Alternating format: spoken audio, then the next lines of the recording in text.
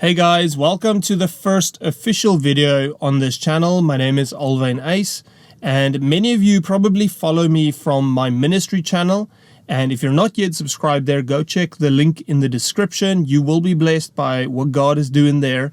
But on this channel, I thought it would be applicable just to share as the first video my testimony and how I came to Christ, how I got into ministry.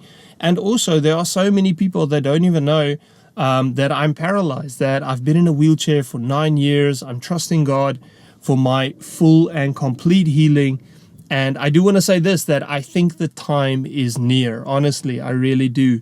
But I wanted to share, just about my testimony, how I came to Christ, how I got into ministry, and what is my story, and I do believe that I've got a very unique testimony of how God saved me in a car accident, gave my life, committed to Him fully, did an Ironman in a wheelchair, ultra endurance events in a wheelchair, became the first paraplegic in the world to do certain extreme endurance events.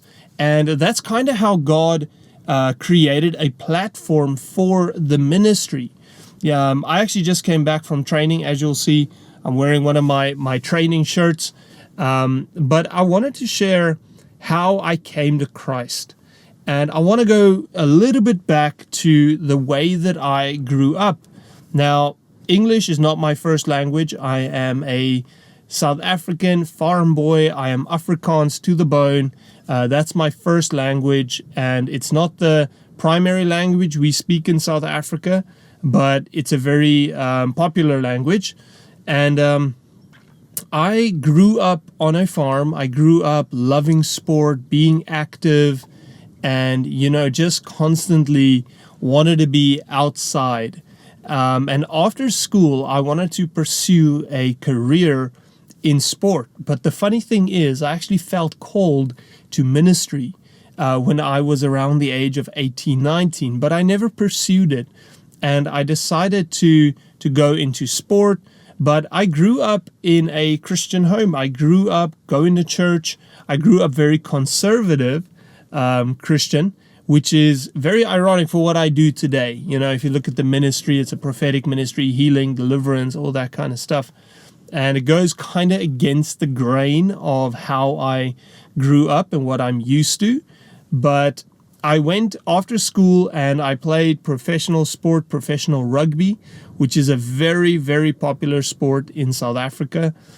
Compared to America, it's pretty much like American football. Not as big as it, but probably as popular as it, I would say. So I pursued a career in professional rugby. I played provincial rugby for a few years up in Durban, South Africa. I came down to the Western Cape. I played for my university, Stellenbosch University. I played for them for 4 years, went throughout all the ranks, the age groups, ended up playing for the first team or the A team of the university. And at the age of 21, I started to have some complications in my health. And that's when I started really, discovering, I would say, that life really, it doesn't have a criteria. Here I am, fit, active, loving sport, following this career path in sport, and totally relying on my physical well-being. And here I am encountering health issues.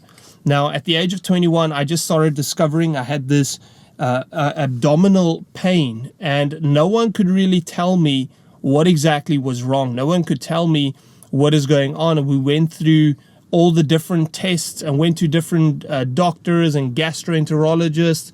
And, we did the works. But for about 6 months, I was constantly sick. I constantly had this pain in my stomach. I couldn't sleep at night. I couldn't digest food. I had internal bleeding. And to say that it was hell on earth is an understatement, I'll be honest with you. And after about 6 months, they discovered that I had a chronic disease called ulcerative colitis. Yeah, it's quite a name. And I went for a series of operations.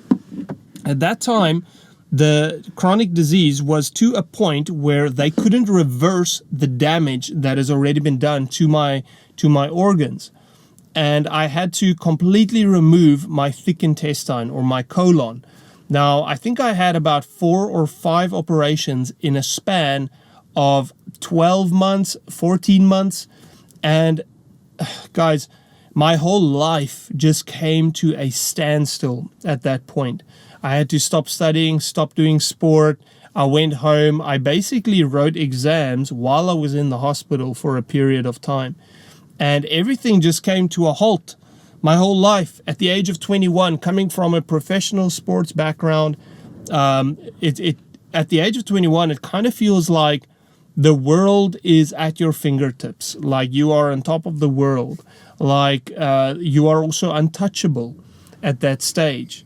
Now, let me say this. I grew up in a Christian home. I grew up conservative Christian, went to church, praying, reading my Bible, all those kind of things. But I didn't have a living relationship with Christ. So I was living 1 foot in the world and 1 foot in the church.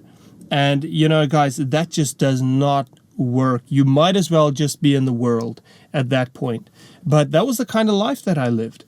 And when these things started happening, my life started falling apart, where I started asking questions, God, where are you? What is going on? And it's so ironic, because when everything is going well, we do not call upon the name of the Lord. But when things are going down the drain, we start crying out, God, where are you? God, save me. God, heal me. And He's a good Father, and He will never forsake us, never leave us. But that was really the start of an intimate relationship with Jesus Christ. And I remember that my life never looked quite the same after that my whole perspective of life and how I see it, and faith in Jesus and living righteously and holy before Him changed completely. It gave me a whole new perspective. Amen. And I went back to university. I recovered slowly, physically. I started playing rugby again. And in my last year of playing for Stellenbosch University, I went down in a ruck, is what we call it. And I just fell skew with my arm exposed. So my arm was trapped underneath a bunch of players. Okay, and I couldn't get my arm out. And as I was laying on the ground, one of my players, the prop, which is technically the heaviest guy in the team, fell with his knee right upon my shoulder. And I'll give you a glimpse of how it looks. But I don't know if you can see this, but it's completely torn. These muscles completely tore off. My bicep tore off. My shoulder muscle tore off out of the ligaments. My pec muscle tore. And this whole shoulder had to be reconstructed. And I remember the moment that he fell upon my shoulders, I knew my sporting career was over. I just knew it. I knew that that was the end of it. And that was kind of the tragic end to my sporting career, to be honest. I got it fixed up. I made the decision to start pursuing my career. I started working with my father. He started a business. I worked for him. And we went away one weekend. And this shoulder wasn't completely healed yet. We went away. I took a shower. I got out of the shower. I wanted to put my sling back on my shoulder because my arm was still in rehabilitation. Right? So I got out of the shower. I reached my hand behind my back to grab my sling. And the moment that I reached behind my back to grab my sling and put my arm back in, I just heard this loud sound. It almost sounded like a gunshot. Like, it was so loud. And I didn't, feel anything or know what was going on. I was like looking around like, what is going on? What was that sound? And when I looked at my arm, I saw my biceps sitting here by my elbow again. I saw my pec muscle sitting here in the middle of my chest and my shoulder muscle pulling up here. And all those muscles tore off completely again. And I was like, this cannot be happening. How could this be happening to me?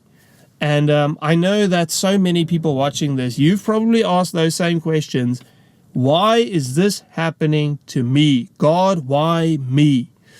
I went back to the hospital, they got it fixed up, and now I was like ready to live a life wrapped in bubble wrap. I don't want to get hurt anymore. I don't want to live this dangerous life anymore. I just want to be normal. Okay, I was just seeking normality. And after that, I was seeing my girlfriend at the time. She lived about 60 miles from where we lived at that time. And one weekend, my arm was still in a sling, second round, second time lucky. Arm was in a sling, and I was heading to her for the weekend. I was going to pick her up, and we were going to go to some events in Port Elizabeth, a town, a city nearby. And I was heading through on the Friday. And I remember I was driving to her, and close to the destination where I was, I took a turn off. And I was driving, and I was looking at my radio, and I just wanted to change a song. Literally, that split second of taking my eyes off of the road and just focusing it on the radio.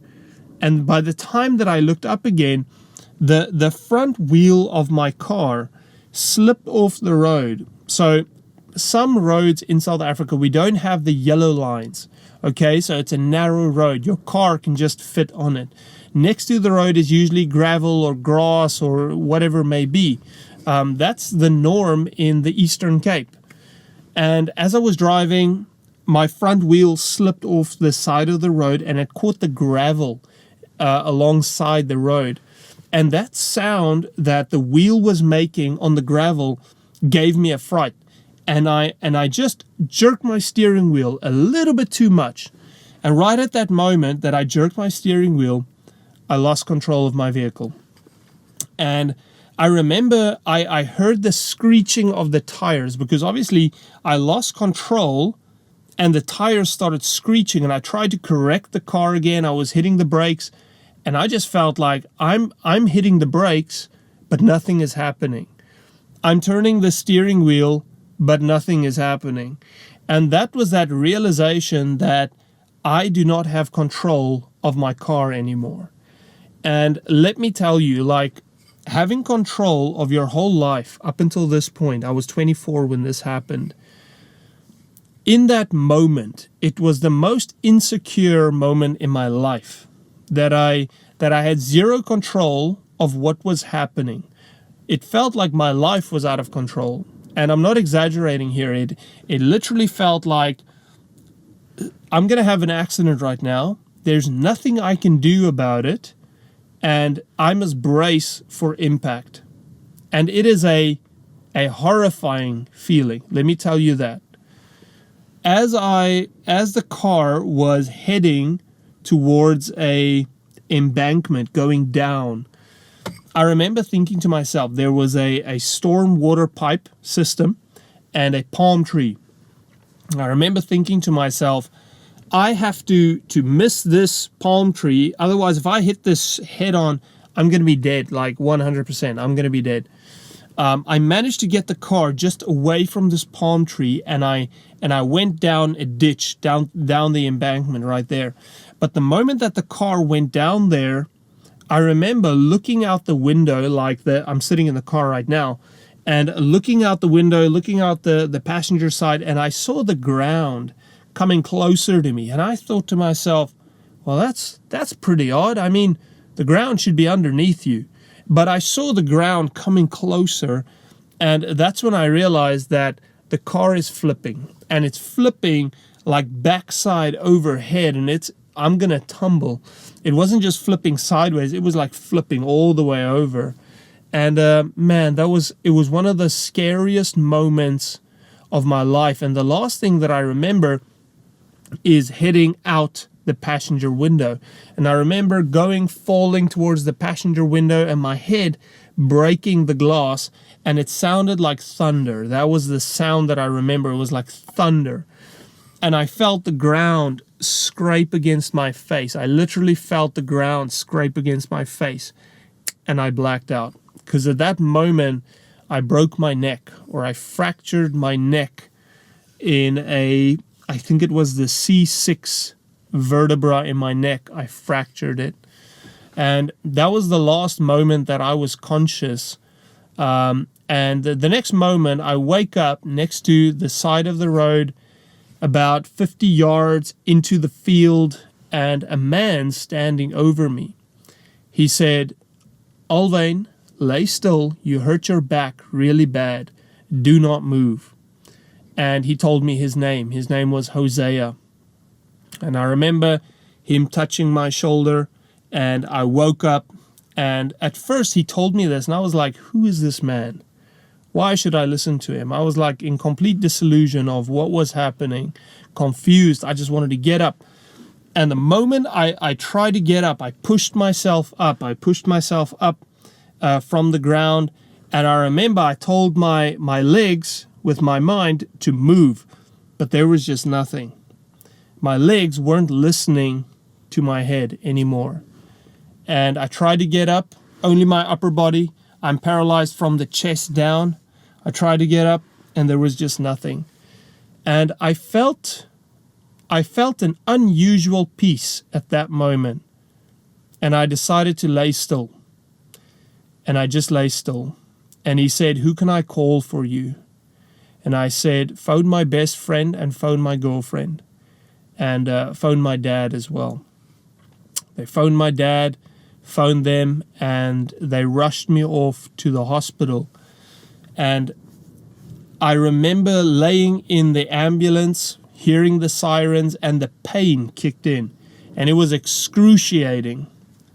It was excruciating. Like, I cannot describe to you that kind of pain that I felt, of the shards of my back vertebra pressing into my spinal cord, into the life stream here. And I remember telling them, "Listen here, I'm going to die. You got to give me something, or I'm not going to make this." And those were my last words to them. And I said, "Lord, I'm not going to make this. And I am scared of where I'm going after this, because I was uncertain about my salvation." And I said, "Lord, if you save me today, my life is yours." And I'm going to end this video right here, because I really want to go into detail as to who was the man that saved my life and what happened after that, because from there my life never looked the same ever again. So just stay tuned for part 2 of my testimony, and I'm going to see you shortly, and I'll tell you all the good bits, because from here it really gets good. So guys, thanks for watching. I'll see you then in the next video for part 2 of my testimony.